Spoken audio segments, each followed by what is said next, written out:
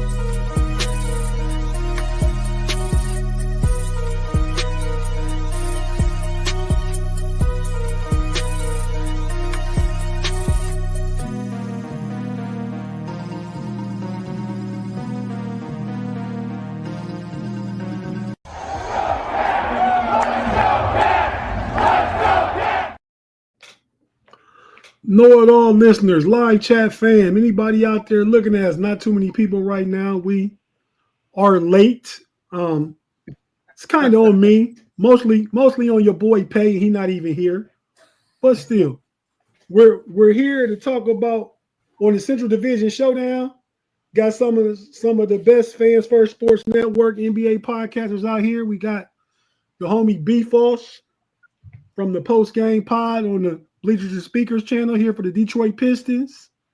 We got the homie Ricky Swade in the building from the Frustrated Chicago Sports Fan channel, repping the Chicago Bulls. Fellas, what's happening? Good. Summertime. Was it hot there today, man? Yeah, it's hot. It's hot. What's going on up there in the 313, folks? Yeah, it's very hot here. I got the wall unit, so I can't even let that ride during the recording because it's it's too loud. It's right here. So y'all can see me sweating in real time. I get out. I don't know if you can hear it. I got my ceiling fan on, but just so it can blow down on me. No Diddy, the fan blowing down on me. But man. So fellas, man, we here to talk some NBA talk. Well, if we talking NBA, first thing we got to get into, man, is the NBA Finals Game 7 last night. OKC and the Pacers, Indiana Pacers, Thunder versus the Pacers, Game 7. I thought it was a good game. We talked about it yesterday. If you watched the No Laws yesterday, anybody out here watching right now on the live chat yesterday, we talked about the game itself, and I thought OKC was going to win. I was rooting for Indiana. I was ashamed that Tyrese Halliburton got hurt. I don't know if that would have made a difference, but I believe he ruptured his Achilles. Was there a definitive report on that? It's official? Yeah, it's official, yeah. So is he going to be out like a lot into next year then with that injury, right? The whole year. Already, too. Him, too, like Jason Tatum. The whole year. Wow. You got to think it's so late in the year. It's July and you're injured. Training camp starts in September, October. Right, so. That's facts. So yeah, man. So I wasn't surprised once OKC went on that run early in the third quarter, man, and because like I said, I didn't think Indiana had the juice without Halliburton to play at the pace necessary to try and come back. But man, Rick, what'd you think about the series in its totality and the game? It actually was the Game 7 last night was. I'll find my graphic. Go ahead and tell us what you thought about the game, though, man. Game 7, I didn't expect this series to go to Game 7. I thought that OKC, being that as young as they are, they were supremely more talented, the better defensive team. Them going 7 games showed their, if for lack of a better word, immaturity, their youth. I think that the scary part about OKC is that they're going to get better, and this series overall is a culmination of OKC just having the best defense for Indiana. They had the better defenders. They defended very well, but offensively they had too many long spurts of not scoring, and you can't do that in the finals. You can't do that in the championship round. And they got away with that, being that they played against the Pacers. I didn't expect them to go 7 games. I expected this series to go 5. I think I was on record of saying that. Overall, the Pacers, it was unfortunate with the Halliburton injury that he went down with his Achilles. I don't blame him. I don't want to get ahead of myself, but him playing in Game 7, him giving it his all was fine. I'm okay with that. The Pacers, they did very well. They shocked the world this all spring. No one thought they would get this far to even Game 7. And they were a deep team, and they just came up 1 game short. So.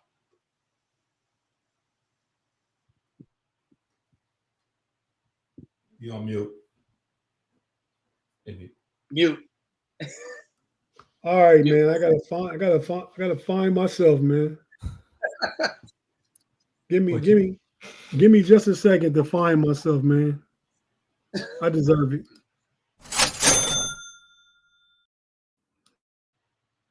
Yeah, I said I had to find myself, man, because I was only saying, yeah, the Pacers had a great season. I was rooting for him because it's my brother's team. He's a huge Reggie Miller fan. He's been a fan probably since Reggie was there, so the late '80s anyway. So I was rooting for them because of that. I got another homie that liked the Pacers for probably a little longer than my brother, and he talked so much. I kind of Rick, like I feel about the Bulls, man. And not so much, you know how Q came on here that day, see Red, how y'all do sometime, man. And you flip flopped on us too about the Bulls, but that's another show. Go ahead, defend yourself. I wanted to say this as well, is that one of the reasons I didn't want the Pacers to win this series because of the movie Hoosiers. The movie Hoosiers embodies the scrappy underdog team that comes out and wins. I didn't want to hear that in my NBA world. I don't need that Hoosier mentality, that Hoosier win one for the Gipper. I didn't need that for the Larry O'Brien wise. So I'm happy that OKC won, and I'm happy that you guys, that the Pacer fans are in misery right now. And I'm happy that I don't have to see Reggie Miller in that one-ply, hoodie that he was wearing underneath the jersey. I don't need all that. That tomfoolery. You know what I'm saying? So I'm happy OKC won. Hey, B-Falls, I want you to tell me about the series, but first I want you to answer this question. Is Rick hating, man? Is that hate? Is that the definition of hate? I mean, I think we all share, the sentiment that we don't care for the Indiana Pacers as a whole. So I kind of feel for where he's coming from. Reggie Miller, who really likes Reggie Miller? As my Chicago people would say, he's kind of a Buford or Bruford, whatever y'all call it. But yeah. Let me answer the question because now both y'all hating. But go ahead. But overall, it was a good series. I think that I think there was a lot of speculation about the risk of Halliburton playing that Game 6, and it kind of appeared that he had dodged a bullet, especially with them winning that game in such a resounding factor. It's like, oh, okay, I think we're in the clear. So obviously, he took a lot of air out of the sails of just a lot of energy out of the building when he had that injury, because I think we all pretty much knew what was what was happening as we watched it. So at that point, I didn't really have a horse in the race, but I was kind of pulling for Indiana to win this, despite their best player, going down. But yeah, ultimately, The turnovers caught up to them. The pressure that the defense was able to put on them, especially without their best creator, their overall best player. They just ran out of steam when it's all said and done. They ended up having, I think, 23 turnovers, and they were able to turn that into 32 points. So POTS, points off turnovers, is what ultimately hurt them. They kind of hung around in the game because they did shoot pretty well from the three, and OKC wasn't able to convert from the outside that well. But when you turn the ball over so much, those are empty possessions where you don't even get a chance to put a shot up. TJ McConnell did a valiant effort of stepping in for Halliburton, and there was points where I was like, okay, maybe TJ gonna keep him in the game. But ultimately, like Ricky said, OKC was the more talented team, but I think that's a totally different game if Halliburton can play the vast majority of it. I mean, who's to say? But I mean, when you think about the amount of turnovers and the amount their lack of creation without Halliburton, I mean, I think that he would have brought them exactly what they needed in that situation, because they won pretty handedly in Indiana the game before, from what I recall. Yeah, man. Agree with everything you said. I just want my boy, one of the know-it-alls, Big G. People on the know-it-all, y'all know Big G and from Steel Curtain Network and stuff like that. He called y'all a diabolical hater. But I leave that up there because in spirit of Big G, Legend of Oxperiment said, read that comment for me. One of y'all read it, please. SGA has surpassed Kobe. Is that the case? No, that's not even nowhere near. This in the spirit of Big G, because we got little funny grabs for a little bit of everything. Say what? That's a super hot take. Yeah, what? That is bonkers to say, to even put SGA. The person. That's. Go ahead. Y'all Come on, Legend of Experiment.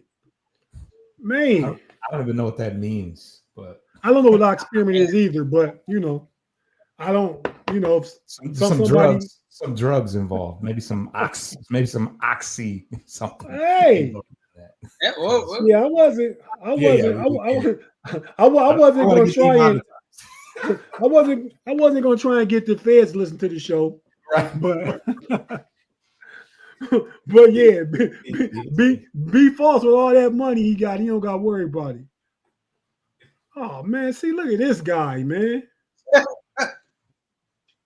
I will say that SGA, his Hall of Fame track is the trajectory is there. Like he's on the come up. Like he's ascending. Like he's going up. Like he's definitely going to be. He might finish averaging. 30. He can average 30 the next 3 years, and he's going to be a 35-5 guy. You could book it health wise, obviously, if he's healthy. His team is going to be competing for the title for the Larry O'Brien. So with that being said, maybe 7 years from now, we can have this conversation of where he is against Kobe. But as of now, and let him enjoy that one title he has. I can appreciate everything you're saying, but so we can have this discussion 7 years from now. And I had we was going to talk about this actually. So SGA is in rarefied company, man. He's the first player in 25 years to lead the league in scoring, win the NBA Finals, win the NBA Finals MVP in the same season. Last person to do it was Shaq. I believe that was in the 2000 Finals. SGA, that's two of the top 3 players in NBA history and a top 10 player. SGA ain't sniffing that right now. Yeah, it's one of those obscure stats. Now, granted, you don't snub your nose at somebody that's a scoring title winner and then an NBA and MVP in the NBA finals. But I mean, if you look hard enough, you can find some obscure stats that puts some very unqualified people amongst other people. It's just one of those stats. Agree. And I gotta both the young fellas, I gotta give more credit to, man, because I was real low on the Pacers. I remember one of the first shows of the season we did. I said the Pacers was gonna regress. The Pacers, kind of showed me like, hey, we can show you better than we can tell you. And they went. Not only did they get as far as they got last year, they went surpassed that and made it to the NBA Finals. So shout out to the Pacers. Tyrese Halliburton, no, I'm gonna stick with my take on him. He a baller. Like we will another show that Rick was hosting. He asked me, was Halliburton a superstar? Had a whole bunch to say about Halliburton. That's the night of or the night before he came out against the Knicks and got like 32, 10, and 15. And I was like, damn, Halliburton want me to shut up. And then, per usual, the next night he scored 8 points. So inconsistency was one of the key things I said in that take, and he proved himself to be that even in this series. Now, that's a shame that he couldn't play last night. He got injured because he was looking good early in that game before he got hurt. So, yeah, man. So, fellas, what we're going to do is take our first break. We know there's been some trades. Well, no. We're going to take care of one more thing before we go. So, we all know I think leagues want parity, right? I mean, obviously they do. Parity sells tickets. Everybody's fan base think their team has a shot at something, right?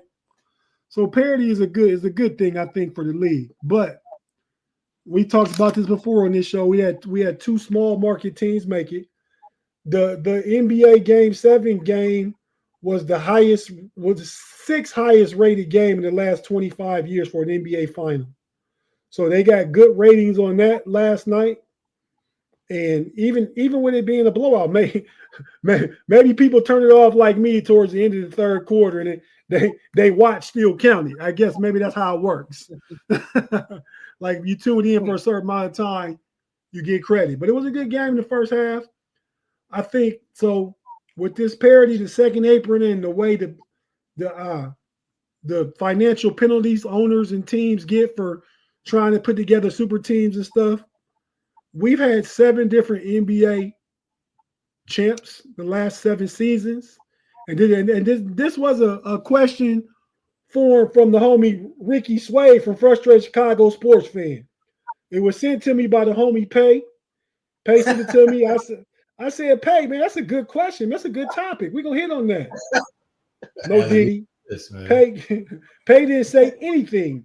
He didn't give Ricky credit, no nothing. So I wanted to make sure when we talk about this, everybody know this question is from Rick from the Frustrated Chicago Sports Fan. Not the homie Pay, even though he's trying to steal intellectual property. Rick, guard your grill, man. Pay trying to steal. But fellas, so 7 NBA different champions the last 7 seasons, what I meant to say. So if we look at them in order, in 2020 we had the Lakers and LeBron and AD beat the Miami Heat. Joker and the Denver Nuggets won in 2021. Did they beat the Miami Heat too? Didn't it's the Bucks. 2023, they beat Miami Heat as well. Okay, so okay, I thought that was an order. It's all out of order. The Raptors won in 2019. Correct. You're out. Yeah. The Lakers won in 2020. Yep. So let's name the 2 star players on each team.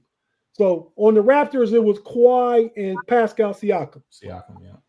2019, 2020.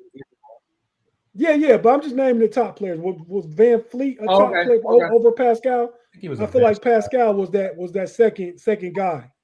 Yeah, Powell was on that team too, but no, anyway. Yeah, Yes, Mark Gasol. I'm sorry, Mark Gasol was on that team. Yeah, no, too. y'all all right, man. But y'all naming nobody. Well, Y'all naming good role players. I'm naming the two top dogs in each team. If Mark Gasol was more impactful in this series than Pascal Siakam, then bring him up. but this was like 8 years ago, so I don't even know if he. Yeah, Mark Gasol was the defensive player of the year. Man, Pascal Siakam was the second best player in that final. That's when he made a name for himself. Go back and look. Maybe y'all LNs and y'all don't remember. Yeah, I remember. I remember Yeah, that I series. feel like 2019 wasn't that long ago. It's not like we talking about the 89 finals with Isaiah Thomas and against the Lakers and stuff. But LeBron and AD won in 2020. yeah. 2021 was Steph, right? No, Yes, no. Steph, 2021 was Giannis. Was Giannis. 2021 was Giannis. Yeah. So we'd say Giannis and Chris Middleton for that series, right? Correct. Yeah. Yep. Okay, then Steph. And that was Steph's best final. That was his only finals MVP. Steph and who will we say? Will we say Thompson. Draymond or Jordan Poole was killing that series. Jordan Poole was killing that series. Okay, Yeah, he was okay. killing that series. That was 2022. Then 23 was Joker. Yeah, that was Joker. Yep. Gordon. Joker and Jamal Williams. Murray. Jamal Murray. Murray. Jamal Murray. Yeah, thanks, B Falls. Mhm. And then last year was Tatum and Jaylen Brown. Tatum clearly was robbed of an MVP, Finals MVP. Oh, wait. Jaylen Brown got it. That's a shot at the homie Pay to one of the few people in the basketball world that think Jaylen Brown is better than Jason Tatum. Even though Jaylen Brown's a great player, he's an all-star. And he's an all-NBA defender. And then we got last night, we got OKC winning to be the 7th team in 7 years with SGA and Jalen Williams. Yep. And that makes me, fellas, not right now, but something to think about.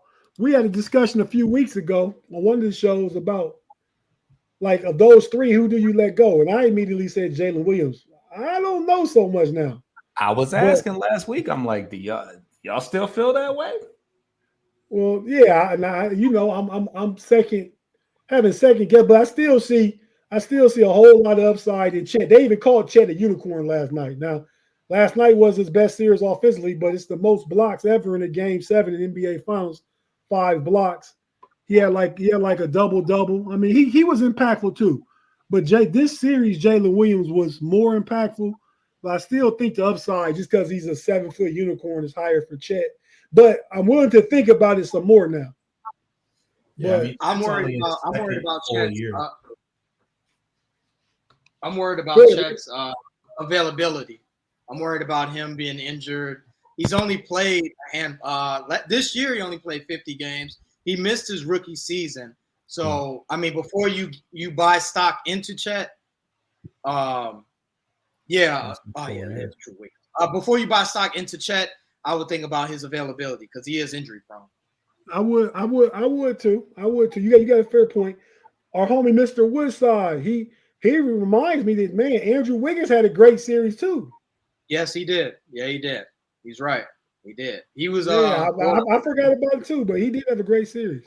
Yeah, he did. We also forget that Kyle Lowry might have been the second best player on that Leonard team. No? Hey, Jay don't want to hear that. He don't want to hear none of that.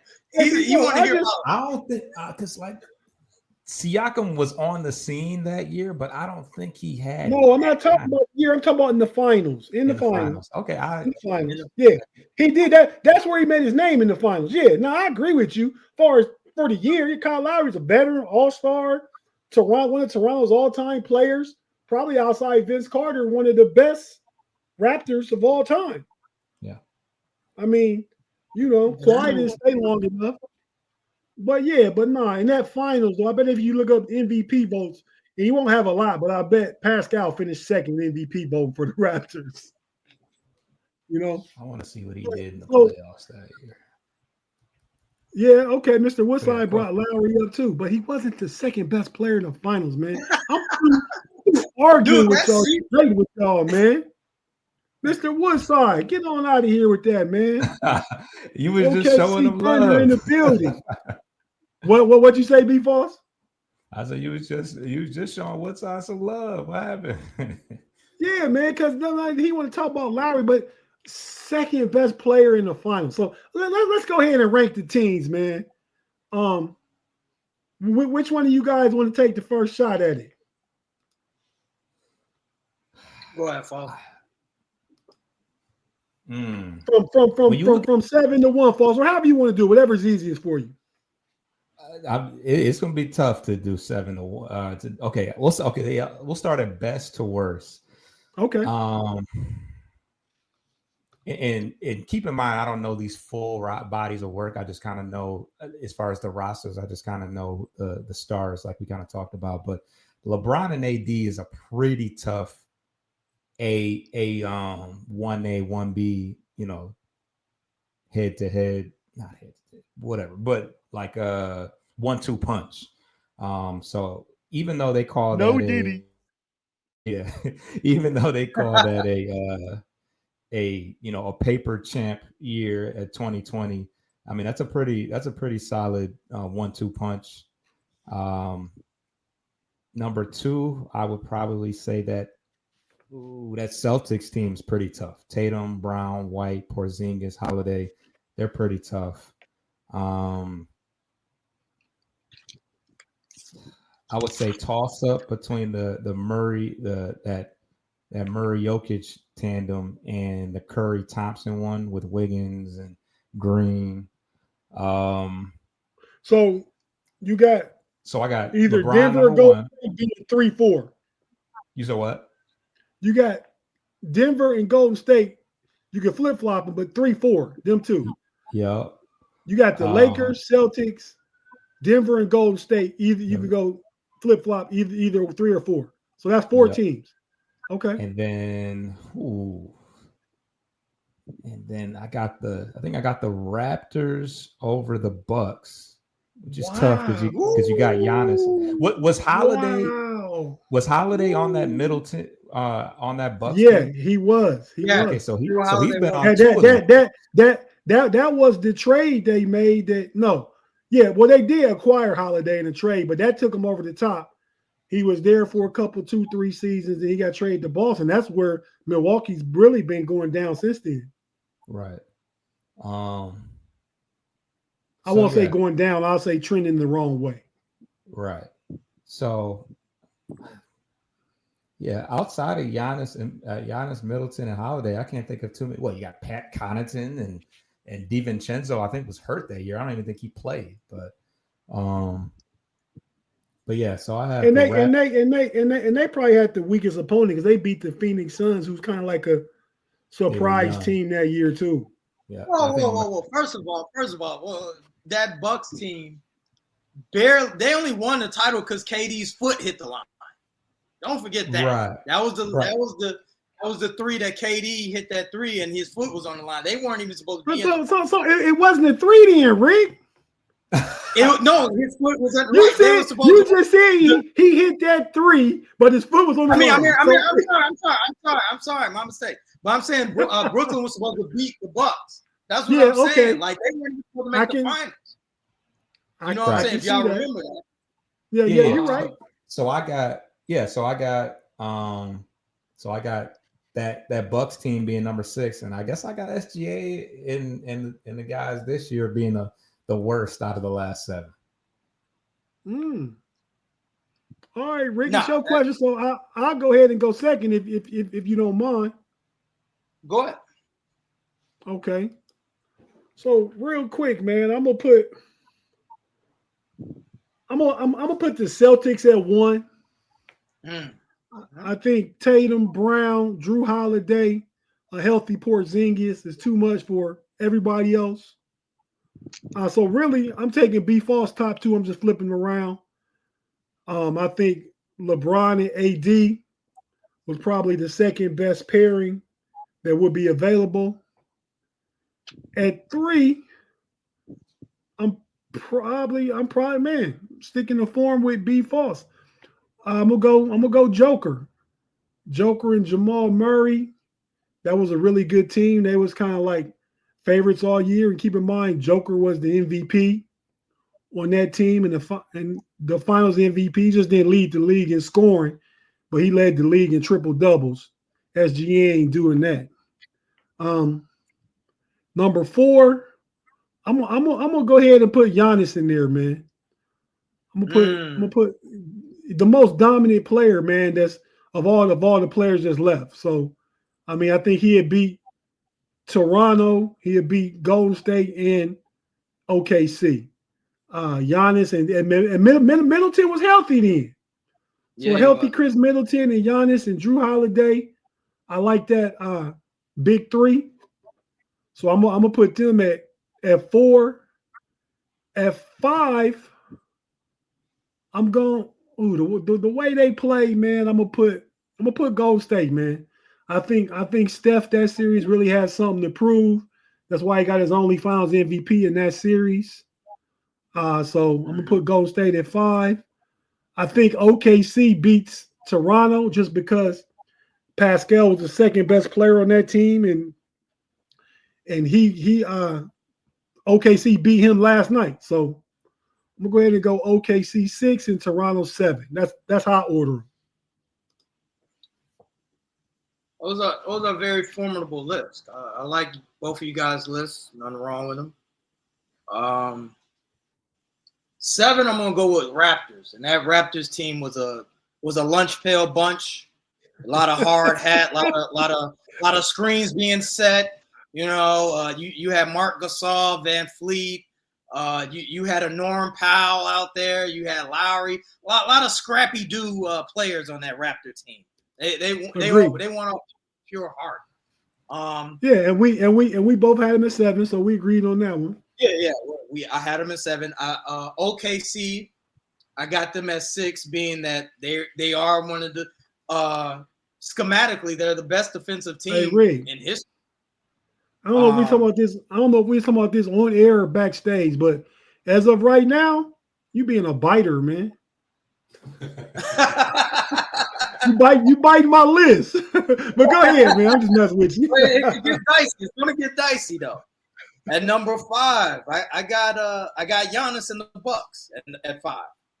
I believe that Brooklyn should have beat them, and they were down 0-2 in like 2 of those series on the way to the finals. They had trouble against Phoenix. They were down 0-2 to Phoenix. So I'm gonna put Milwaukee at 5. 4, it was the Nuggets. They easily beat. They easily beat Miami with a broke down Jimmy Butler. And that was the only dude they had to worry about. This is where y'all gonna say, wow. I got the Lakers at 3 instead of the Warriors. So I think, in my opinion, the Lakers at 3 because you had AD and LeBron. Who else did you have? You had broke down Kuzma. You had Kuzma. You had Caruso. They had Caruso. You had the championship last night. I know you don't like Lunchville guys. You had defense. You had Superman. You had Superman. What, Dwight? No, that was bad.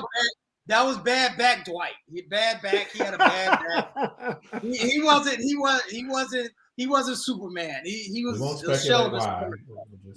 You had Rondo. You had Rondo. You sagging off him. You shoot that. You know what I'm saying? Okay. He played for the Ops. He with us. And go back in the archive. You know what I'm saying? Shoot that. He gonna do that whippy do behind the back, fake pass, lay it up. You know what I'm saying? And you had LeBron, who yes, it was LeBron, but LeBron and AD, and you played in the bubble. Like, dude, y'all was in the bubble. Y'all had no home court. Y'all didn't play on the road. It was nothing but pickup ball for 3 months. So I can't give you number 1 and number 2, and you played in a bubble. I'm not giving you that. Number 2, I gave him the Warriors because it was a dynasty that ended with Steph Curry. Steph was was in his bag, and that was the yeah. Steph, I'm just asking because I feel like you giving them credit from 14 and 15 and like you're going back 8-9 years to say the finish of a dynasty. We talking about of these 7 teams, what teams would be? So you saying Golden State is the second best champ in the last 7 years? Yes, because that dynasty did it not seep into the 2020s? This was the last one, was it not? They spanned from what, 2016, 2014? No, 2016 they lost, bro. What's the name of this podcast? No, that's rather cavalier. No, well, I'm saying the first one they won that started their dynasty was about 2014, right? I could be wrong. Yeah. They won 14, 15, lost 16. They said, "Hey, let's go get KD." They won back to back, and then they capped it off with this one. So, and you had Steph Curry, he couldn't be stopped, and then you got Boston that, you know, talent wise 1 through 10, that team was ridiculous. That team is ridiculous. So I respect everybody's list. I think they're good lists. My only thing that sticks out to me was Golden State number 2. I mean, I don't even remember B false exact order, but nothing stood out like Golden State being number 2. I think Golden State. They were 3 and 4. They were flip flop between. You did Denver, and you had Denver and Golden State 3-4. You did. That's where you had. Y'all really like that bubble team though? Real talk. Man, I mean, I like the like I said, it was for me because I like it. Now that we kind of look back, yeah, you had the old Rondo and old Dwight, but what jumped out at me was AD and LeBron 5 years ago. They're still pretty good now, but 5 years ago they were in their tip-top prime. I mean, like maybe not LeBron, but AD had to have been damn good. He was probably better after that. That was so long, not long ago, but you know what I mean? It's 5 years ago. And just me interject real quick, then you go, Rick. My only thing is we want to knock them for a bubble championship, but everybody played in the bubble. Everybody played in the same conditions. One like, oh, we're gonna have a bubble in LA and the Lakers won. Right. They played in Florida and they beat the Miami Heat, who probably de facto have more home court than the Lakers did. Was it in Florida? Wait, whoa. How did they have more home court? It was at Disney. Because it's in Florida. There was no fans. It was computer screens. That's true. How did they have home court? It's in their backyard nonetheless. But still, okay, everybody played in the same conditions. What I'm getting at. So we want to knock them. Yeah, it's a different everybody season. Played at the best. Everybody played at the same spot, but it's not. But that doesn't mean that everybody would have been held to that same lower standard. I mean, wasn't TJ Warren wasn't he the man? The bubble TJ? Yeah. That's why I asked you about it, because some players chose not to come. It's kind of like the Wild Wild West, kind of like college football right now, college athletics. You know, until you get a firm understanding of rules and regulations and how to put them in place, you're gonna have that. But the Lakers won the championship how everybody had to play under them circumstances, and I think LeBron and AD, as B. Foss said, kind of like, you know, it wasn't prime LeBron, but damn, old LeBron this year second team All NBA. So LeBron 5 years ago, good. I put him at 3. That's top 3. I didn't put him at 7. Like I said, That's true. But they flip flop what I had. Yeah, they would have beat Golden State. Yeah, the only one that really sore thumb is Golden State, Rick. But I understand what you're saying. That's right. But the first win was in 14. The next win was in 22, 8 years apart. I'm like, what was the tail end of a dynasty? Because the last championship they won 4 in an 8-year stretch. That's a dynasty. I give it to you right there. No Diddy. That's what I'm saying. It was the end. Yeah. I had a question. If you had to go to after commercial break. Okay, yeah. Let's go ahead and jump the break real quick. We'll be right back after this. You watch on YouTube. We're not going anywhere. We'll be right back after a few words from our partners and advertisers.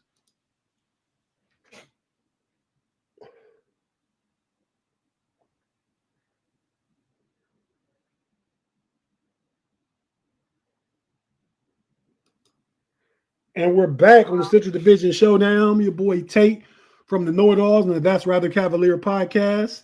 Here in the building with the homie B-Falls from the post-game podcast. I gotta stop and think, because I always want to call y'all Bleachers and Speaker, B-Falls.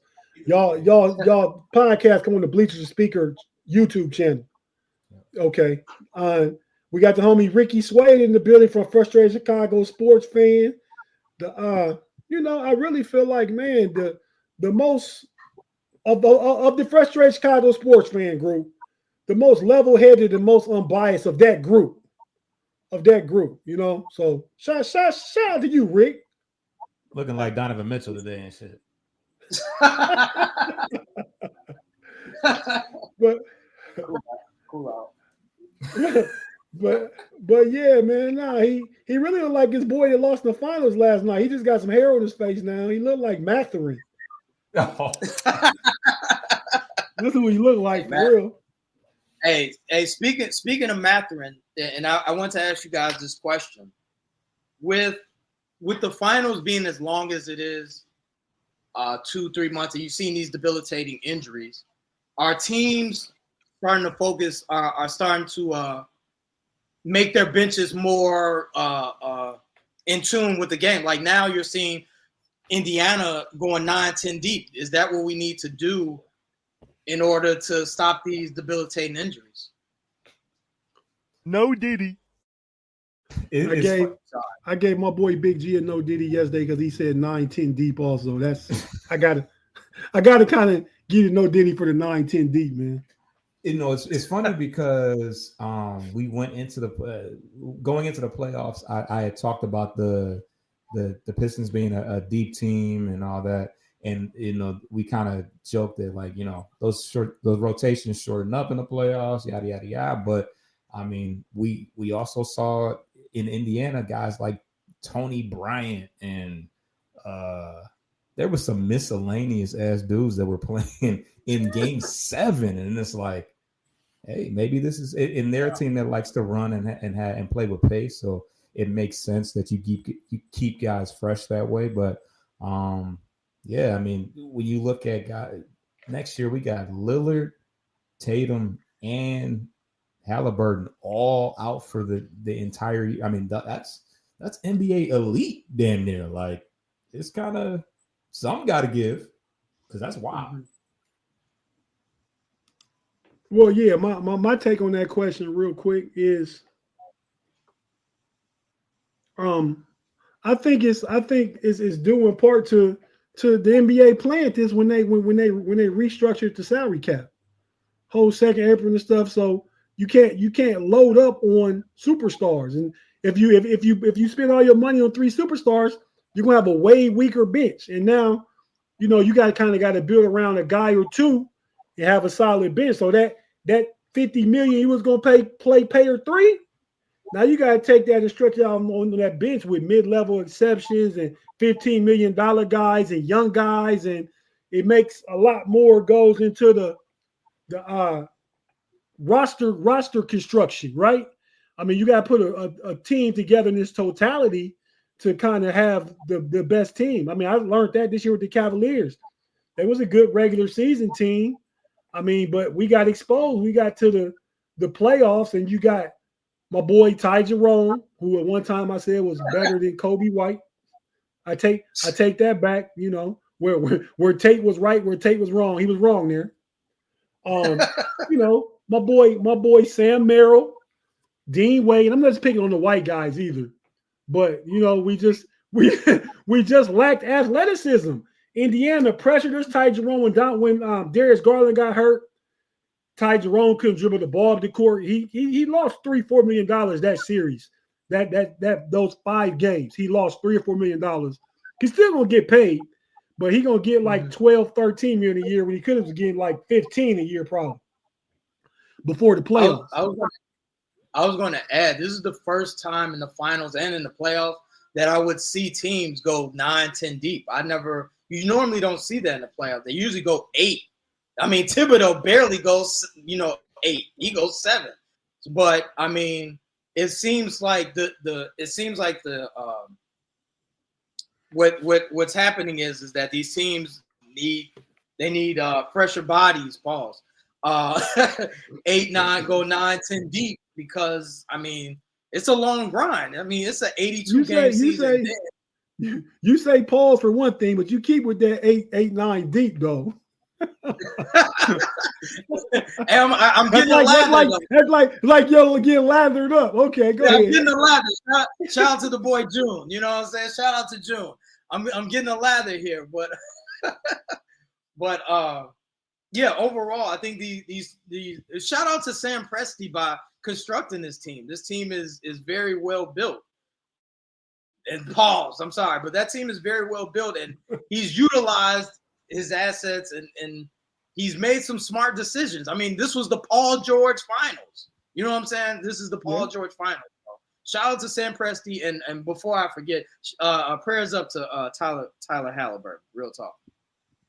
Yeah, thanks, man. And OKC has a lottery. They had a lottery pick this past year that was injured going. They knew they weren't going to have him this year, so he's already got a ring, and they are going to have a lottery player by the name of Topic.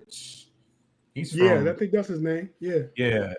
That's going to come back this year and probably play some. I mean, I don't. They're obviously a very deep team as is, but they have just a de facto lottery pick that they get this year. I think they actually have a draft pick in the first round as well that they acquired who knows when. So that's the rich getting richer. He's like a 6'6" point guard. So they already kind of have one. And they got like 6 or 7 first round picks too. They got a war chest full of assets. So that being said, talking about OKC where it all started last time. They were in the finals. It was by a group of young guys led by KD, Kevin Durant, James Harden, and Russell Westbrook. So the young guy then is an old guy now. Kevin Durant gets traded to the who did he get traded to? The Houston Rockets.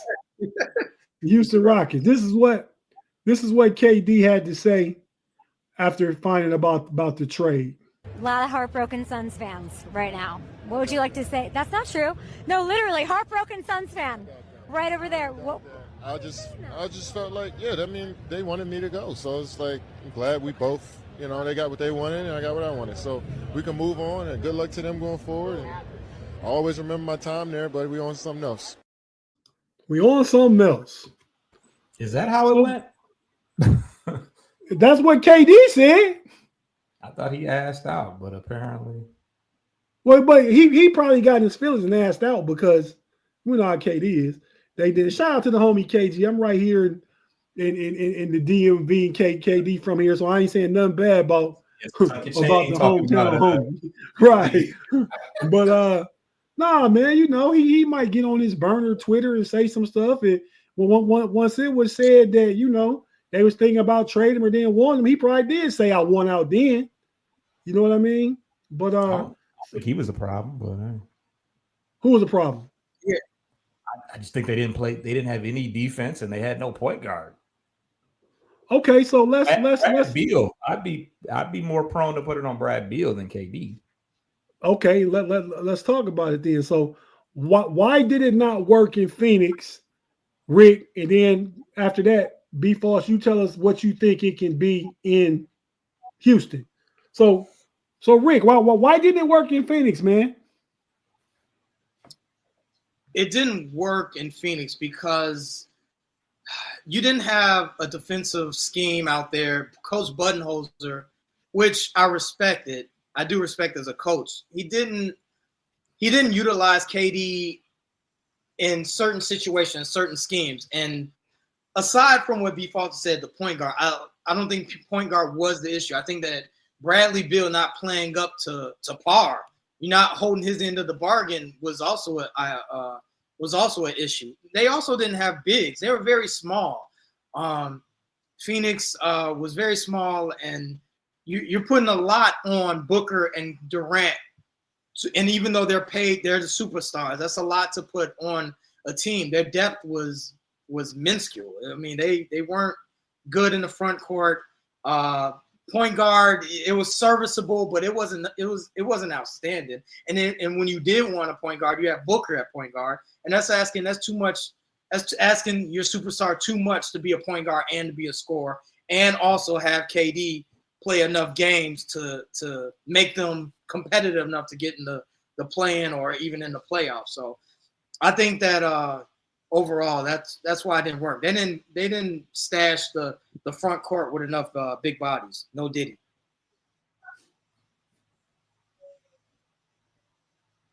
You on mute if you're trying to talk. You're on mute. I was trying to talk, man. See, I get fined for being courteous, man, because I don't want to make no noise or doing. So I always hit mute, but then I always forget to unmute it, and I start talking and get myself fined. I should just be rude and loud in the background like a lot of you jokers be doing anyway. That's what I should do. Put it on. But man, so the trade was KD going to Houston, Phoenix getting back Jalen Green, Dylan Brooks, and the number 10 pick. But so my question to finish out you talking about from the Suns' perspective, Rick, what happens with Jalen Green and Dylan Brooks? You still didn't get no bigs. You gave up KD. He probably averaged close to what they averaged together. I mean, they probably averaged like 30 at the most together. KD probably was like 26, 27.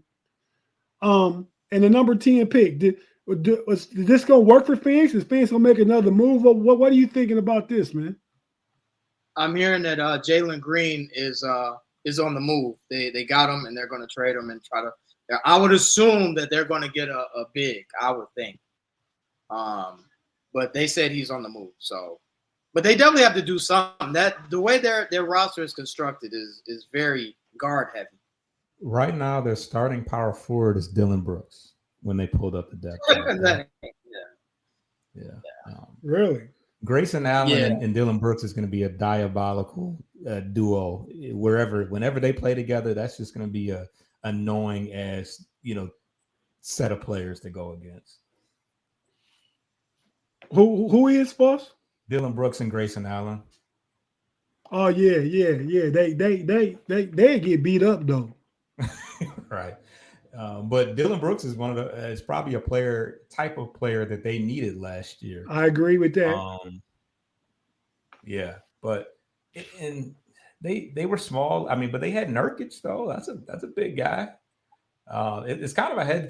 To me, it's kind of a head scratcher. Yes, we look at Bradley Beal and he underperformed. I think he averaged 17 points a game and was coming off the bench for portions of last year. But I mean, they brought in Tyus Jones.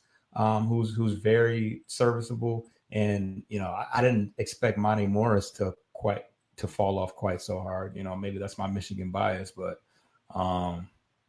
yeah, it's kind of quite so fast. Quite so fast. Quite so fast. So, yeah, quite so fast. But the Suns were really bad last year. It's kind of crazy how bad they were. So Houston, what do you expect from Houston? With Houston, I mean, obviously they took that big swing. They didn't have that one go-to guy that could push them over the edge. I mean, they finished second in the West, so I mean, the team performed very well. They have a good coach, and Udoka, but KD is definitely going to bring them that high gravity player. I think Amin Thompson is going to. I think Amin Thompson is going to learn a lot alongside a KD, and if KD is healthy, this is going to be a top team, because when it's all said and done, okay, so the number 10 pick was good for the Suns. They kind of get somebody that they can, it's a nice solid lottery pick, but replacing Jalen Green for KD, is an automatic upgrade, of course. Maybe you lose some feistiness and some defensive presence with Dylan Brooks, but they got Tari Eason, they got Thompson, they got Cam. I mean, they got a ton of wings, like too many wings. So it's not going to be. Maybe you lose, like I said, maybe you lose a little fire and a little bit of leadership, but this team is going to be tough. I mean, Sengun's still young. Van Vliet is still respectable at the point guard position, but now you got a top 10 player there. So No, I agree with you, man. Matter of fact, we're gonna talk about this right now. The post NBA Finals power ranking came out. I believe it was Bleacher Report. And Houston was ranked like number 4 or 5 in the power rankings. But I only got. I'm gonna pull up. I listed the Central Division, how they project them. This is post finals, including Tyler Halliburton's injury and everything. Let's take a look at it. After NBA Finals, Tyrese Halliburton injury and KD trade. So, like somebody need to hit mute right there, one of y'all. But we got the way they see the Central Division here in the power rankings, 30 teams in the NBA. All the Central Divisions are in the top 20. Top 20. I think that's big with 30 teams. The whole division is in the top 20. Starting with Chicago Bulls coming in at number 19. Checking in number 19. They were 39 and 43 last year. Looks like I can't quite see that because you try and like that was power rankings last season, regular season was 19. So they got Chicago kind of staying the same, a top 20 team, but 14. That's about where they finished. There's like 9 or 10 in the play-in, right? So they had to play a play-in game. And that's probably about right where they were last year. They got them kind of staying the same. The Pacers, I think this 16 ranking is with Tyrese Halliburton's injury, obviously. I think they're going to sign Miles Turner back. That's part of the plan. And maybe they got to try and get a nice, decent veteran point guard. They could be in a Chris Paul market, somebody like that who wants to play for a good team for the cheap, the vet minimum or something like that. I could see that being a fit. Not saying it's so. They got Giannis and the Bucks at 14. The Bucks are one of the teams I have no idea with where they'll be, but 14 is a playoff team, or it is a playoff team, 8 seeds. So the play-in team actually, but got them right there on the precipice. Don't know what they're gonna do about Dame Lillard and our boy Bobby Portis is a free agent. I think they want to get younger. I don't think they're signing Brooks Lopez back. Foss, go ahead and tell us about the Pistons. Well, we on the Pistons. Rick, go ahead and tell us about the Bulls real quick and what you foresee next year for them. You can take off the graphic real quick. I'll show you. It's all about the C Red. You see that? It's all about the C Red. With all these people going down. With all these people going down with catastrophic injuries, which prayers up to them, that leaves a lane for the Bulls to make some headway. Now we got a chance to actually make the playoffs. Forget the play-in. It's all about the C-Red. We got AK. He's going to make some moves. We got a top, 12 pick? 11, 12? We got a top 15 pick. Number 10, sure. Number 10, I believe. Yeah, number 10. We could do something with that. So we got Kobe White. We turned down Orlando's Kobe White, Cole Anthony. It was like Cole Anthony, Jonathan Isaac, some bums they was going to throw us our way. We didn't want none of that. We're going to ride out, no Diddy, with Kobe White, and it's all about C-Red. It's C-Red, dude. We got a chance now. We got a chance to upend Indiana. We got a chance to upend Indiana. No Halliburton. No Dame Lillard, so we can beat the Bucks possibly, and the only team and Cleveland is soft. They got Ty Jerome that don't know how to play in the playoffs. Yeah, you heard it, B False. You heard it. That dude, he dribbled his way out of $5 million. He did it himself. So with that being said, the Bulls actually do have a chance. They have a chance this year. All the pressure is on Cleveland and New York. See red. Okay.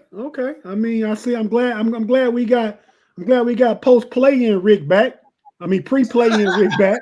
Yeah, we got pre-play-in Rick back. So it's good to have you back, bro. You've been missing for a few months. So it's good to have you back. Be false. They got the Pistons coming in at number 11. So what's up with them, man?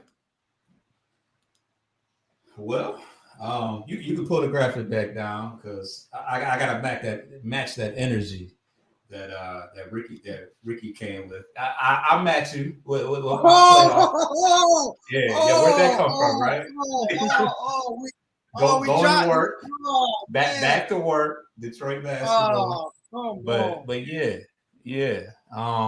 The Pistons are entering their window to be a legitimate playoff team. This is similar to the Lions, where we're not creeping up on any teams this year. We're gonna get a lot of teams' best effort, and I think we're up for the challenge. We got a lot of guys that have been on the team for a while. We got some good continuity, and these younger players are now growing. Are now ascending. Together, like guys like Jaden Ivey, he'll be going into his 4th year.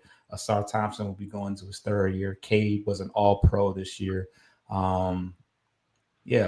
have an identity. We have the coach that's gonna take us on that run, and there's still a chance. Obviously, there was some KD rumors. I'm glad that's out the way. We can, push that off to the side. But hey, the Phoenix Suns are probably looking to make some more moves, and maybe we get make that swing and get a Devin Booker. Who knows? But honestly, I think we probably will just re-sign Beasley, make some fringe moves along the outside, and pretty much for the most part run the same team back and see how we do, because we're a year ahead of our progression, and it's gonna be lit down at LCA this year, man. One more time. Let them know this is that was a little lackluster wave towel right there. Hey. You gotta come with it. Be red. Let me pose this question to Tate, because he can't ask himself. Tate, with Ty Jerome and company and Donovan Spider, number 1 seed, or what do you expect for your Cleveland Cavs this upcoming season? I think they learned this year that though the number 1 seed was important, it's not as important as being playoff ready, having guys completely healthy. And I think they were healthy going into it, but you got to develop that mentality.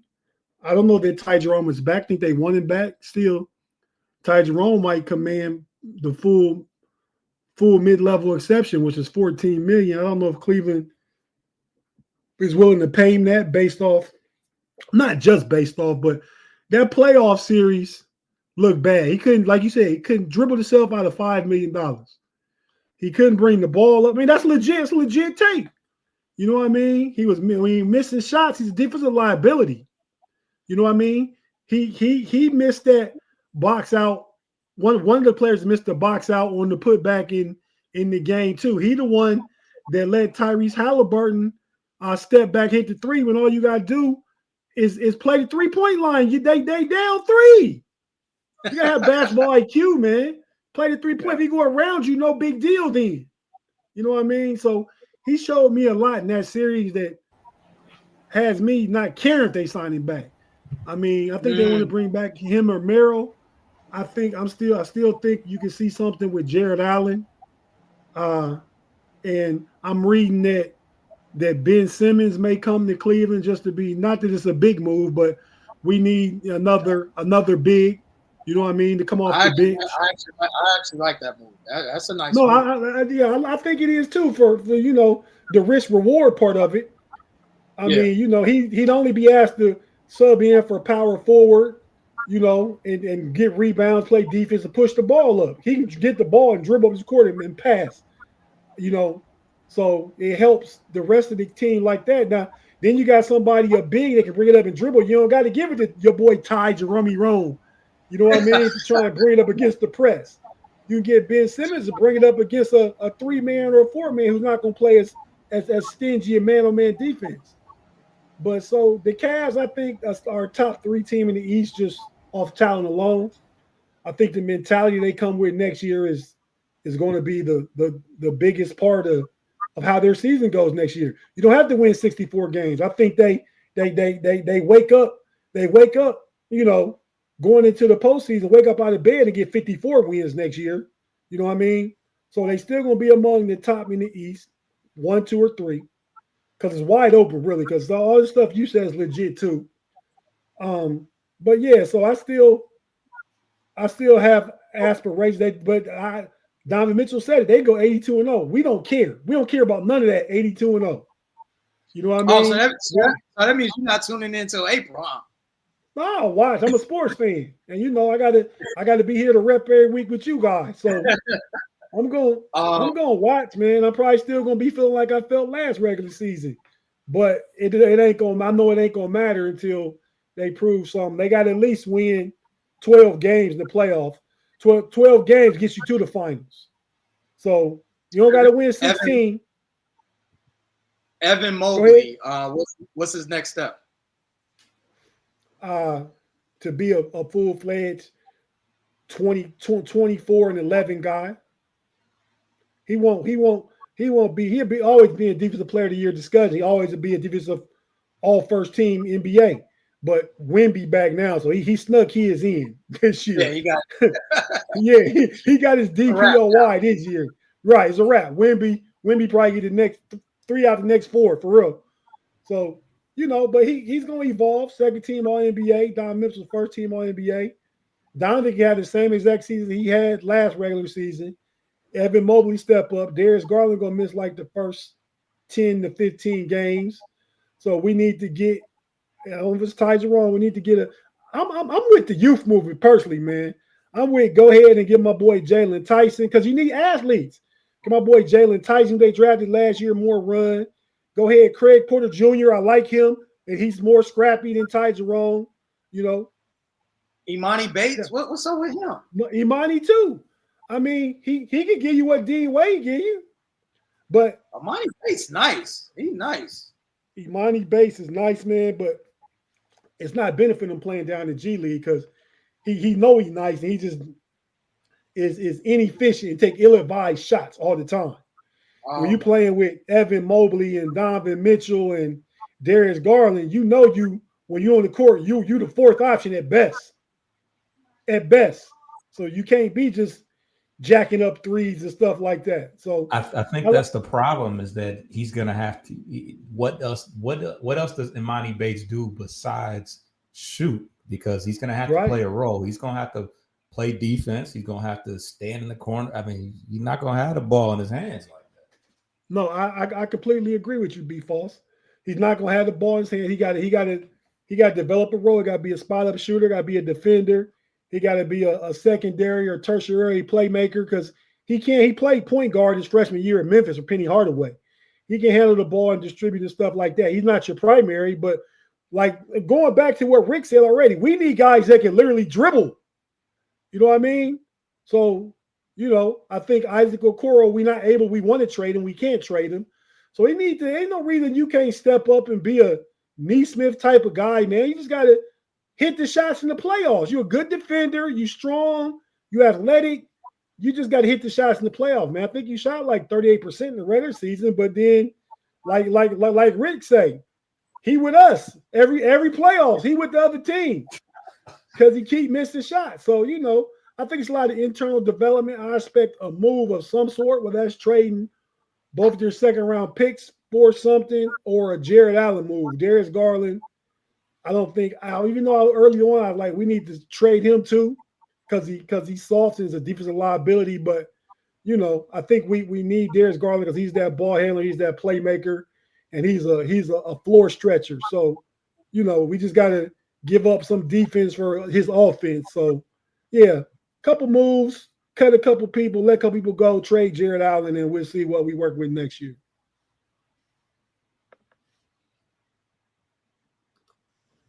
So let me ask you guys this before we get ready to get out of here in a second. We'll talk about the draft real quick. And I want to ask you, so who wins the Central next year? Predictions for the Central Division. Cleveland. I'll go Cleveland. I'll go. I'll even give you a record. Of because they're not going. They're not gonna go balls to the wall in the regular season. You know, they ain't gonna go hard in the paint. They're gonna go 58-24. Okay, I like that though. If you step back, conserve some people, and you got a different mentality going to the playoffs, I like that. I'm okay with that record. 6 less games. Caveat. You guys got all the pressure though. Yeah, we do. But like, it's pressure don't start to the playoffs though. Like if we go 50-32 with the same roster we got, we don't care till you get to the playoffs. Right. You know? Okay. So the pressure don't start till that 16 game tournament start, the race to 16. Not the race to 82, the race to 16. So okay, I'm gonna say the Cavs also. I ain't gonna hit you with a record prediction, but I'm gonna say finish second in the Central. I'm gonna go with Foster's Detroit Pistons and let him give his take and say why. Because I know I think the trend says Detroit is gonna be better.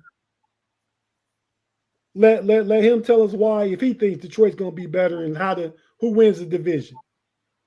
Yeah, I think Detroit is definitely going to be better. I mean, we finished 5th, so that's not bad. But I think we finished second in the Central. I think that we would have had a much tougher fight between us and Indiana if a much tougher fight between Indiana and Milwaukee if Halliburton and Lillard are hurt. But with all those guys, with both those guys being out, they're definitely going to take there goes your regression right there. That's going to be your regression.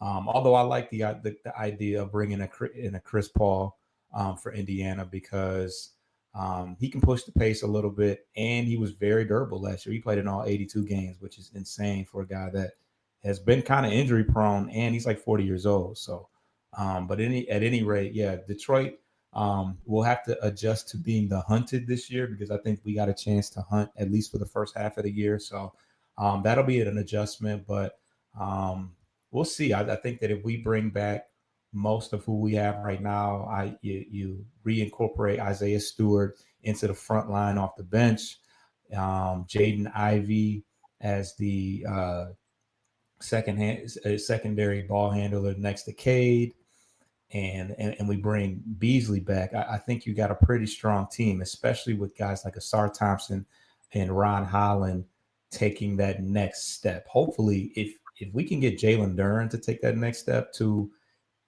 anywhere near a 18 points a night, we know he's going to have about 10 rebounds. If Jalen Duren can take that next step, then we could compete with. I think we could compete with Cleveland, especially with Garland being out for the first however long. Because who is your starting point guard without?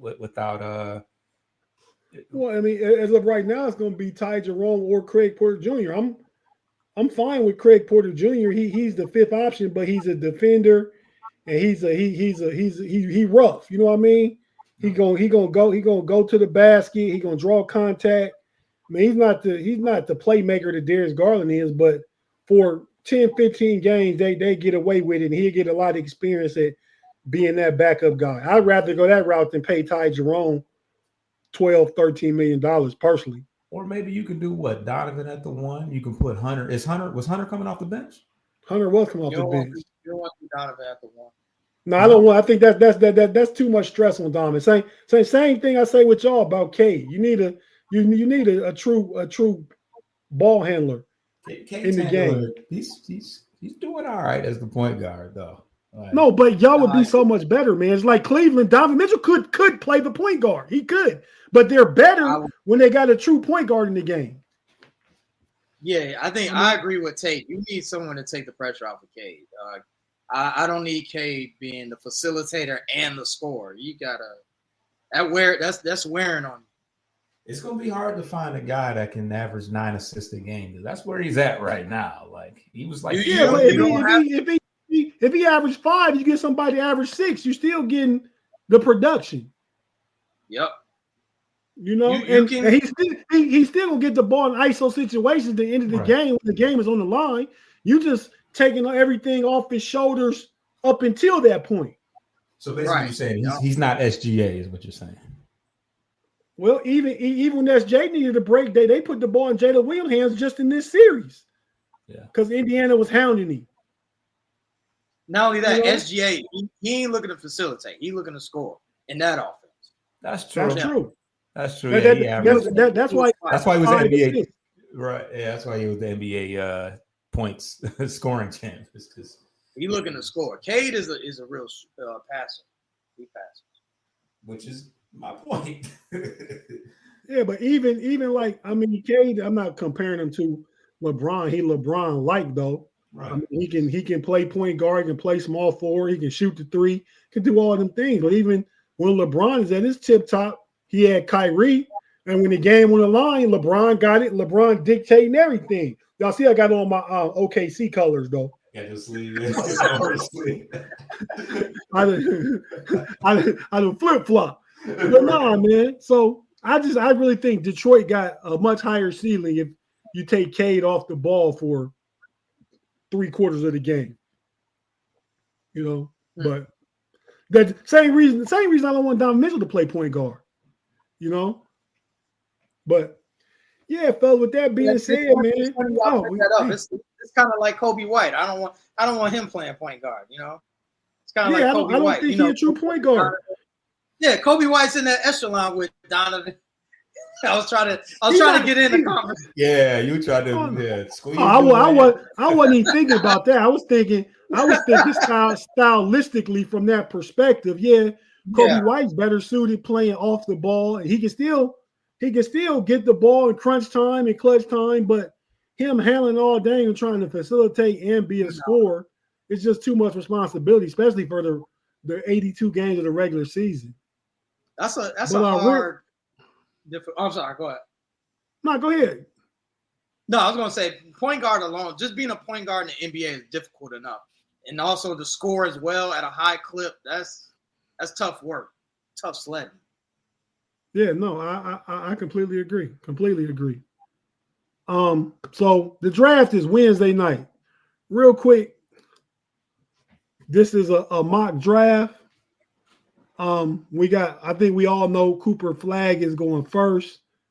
They got the Spurs taking Dylan Harper, Ron Harper's boy, with the second pick. I see that happening. Ace Bailey didn't drop because he's not working out for teams. What do you guys think about that? What do you think about the talent in this draft? And what do you think your team's trying to do in this draft? The first question is this draft is one of the better drafts in recent memory. There isn't a franchise changer, but there's some solid players in this draft. There's some good role players. Your second question, what do I expect my team? Derek Queen. I want Derek Queen or Carter Bryant from my team Arizona, but I'm biased. But I do want Derek Queen from Maryland. I think down at the bottom at number 10, they got the Bulls taking Cedric Coward. Never heard of him. And but I've seen mocks where the Bulls take Derek Queen, who in this one they got going 12. They got him going 12 to the Bulls. So the Bulls don't pick 10.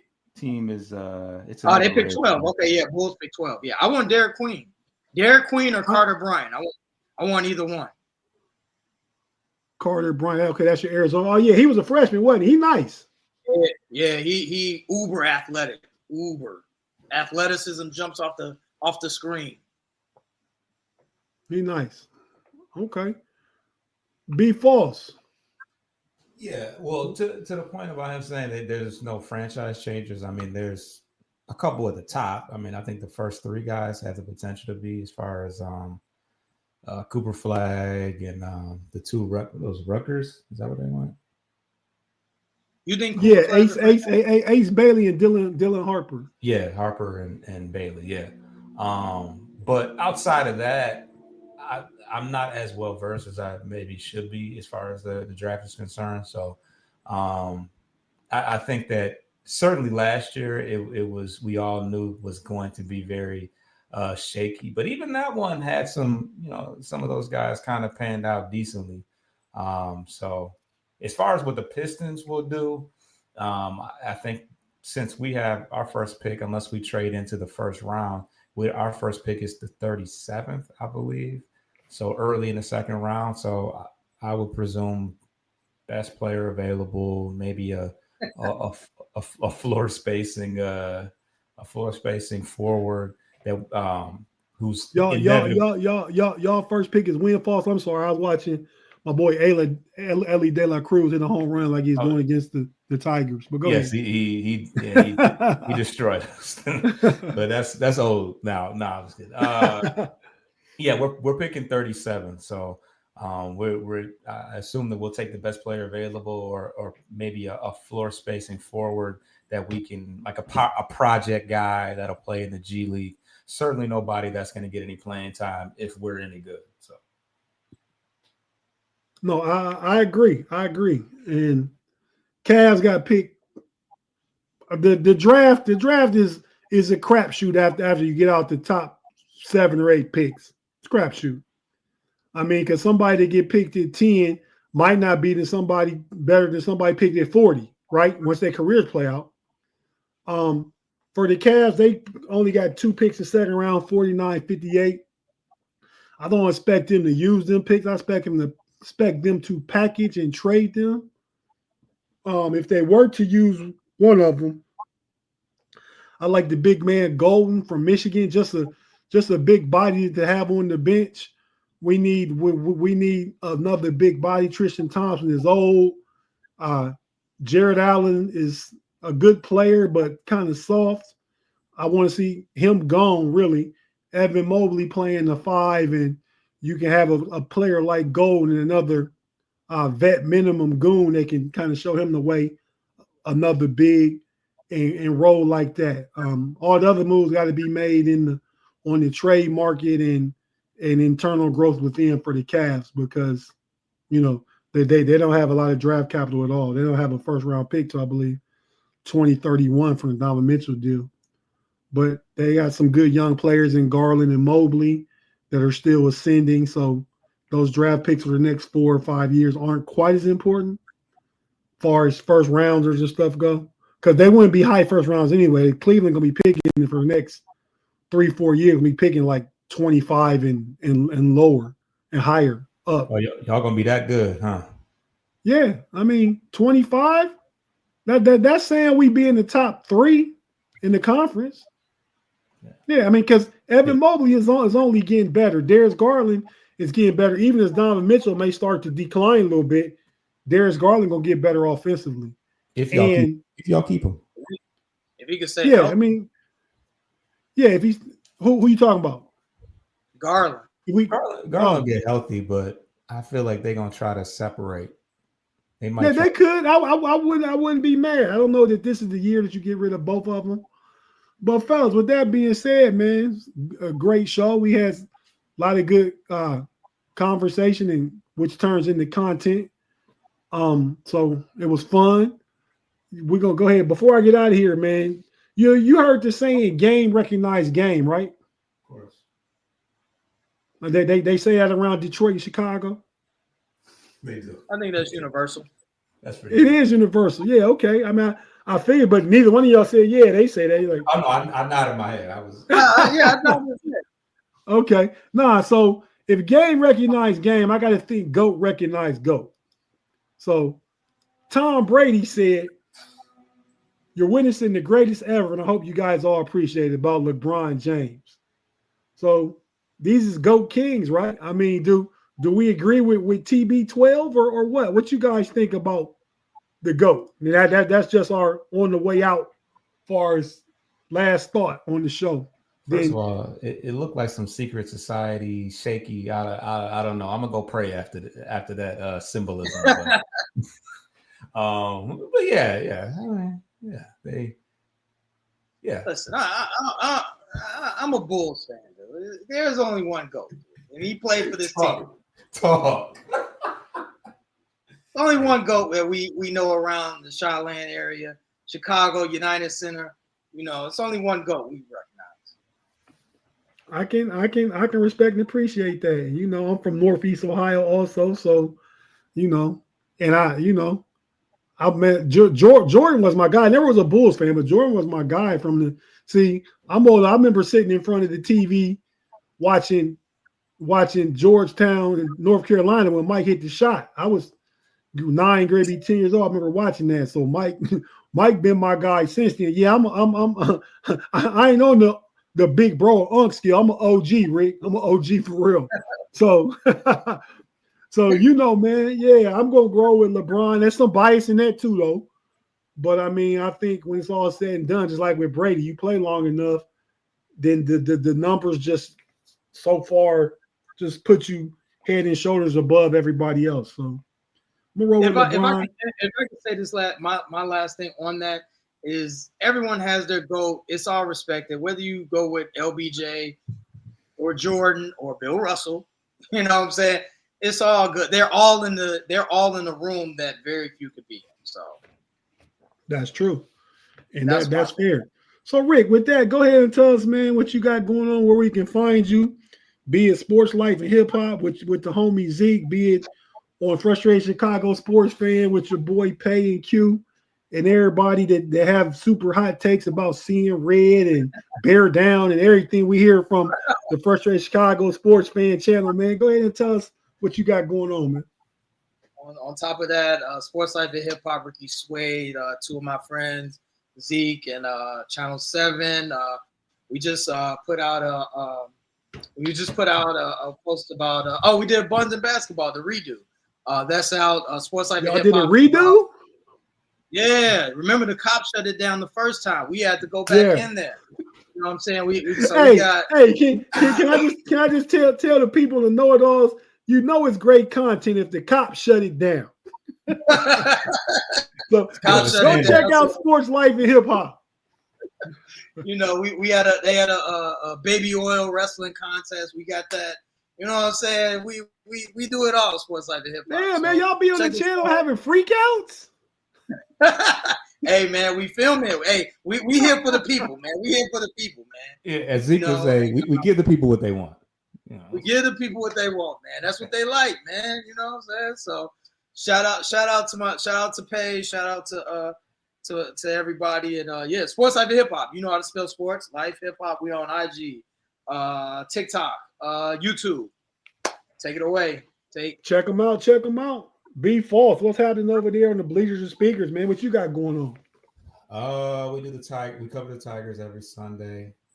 Hey man, I just want to say, man, I was a little bit in my feelings, man. I thought you would have called me when the Tigers and Reds played and said that, because I know enough baseball. I could have been a Reds guest. Yeah, you're right. I mean, we don't really have too many guests over there. We did get paid. He was actually when they played who? When they played the Cubs and we beat them. But yeah, we cover the Cubs every. Not the Cubs. We cover the Tigers every Sunday, and we'll be doing the draft coverage a little differently. Usually we do the scouting reports prior to the draft. This time we're probably going to do more coverage post draft and kind of talk about how they, how the draft picks kind of fit with the teams and all that type of stuff. But other than that, we do our NFC North show every Wednesday. So if you are a subscriber over there, you see us once every 3 weeks hosting the show. Yeah, but check out. It's Kings of the North, right? Who will be king? Who will be king? Yeah, check that out. That's a good watch. That was, I feel like, I don't know for certain, but we talked about the homie Rick and Pay stealing intellectual property. We started the AFC North show with the homies. Pay's a part of that. Next thing we know, there's an NFC North show going on somewhere out here in the sphere. They represent first because we just started 2 years ago, but hey, ain't no telling. Yeah, no, it's intellectual property stuff, but it's cool though. I mean, because it's a great watch. It's a great watch. So, but nah, man, as far as we go, I mean, check this Know It All's channel. We hosting the Central Division Showdown this week. Next week, we're going to either be on Frustrated Chicago Sports Fan or the post-game Bleachers Speaker channel. So be sure to check us out there. what I got going on the rest of the week here is it'll be on this channel for the Steel Curtain Network. You'll see me, Big G, and Shannon on the Pump Your Brakes podcast on Wednesday. Also, before that, we do the Smash the Gas podcast, all Steelers talk for both them shows on Wednesday before Pump Your Brakes, 7:15 to 8 o'clock. Friday night, I'm with the homie Pay.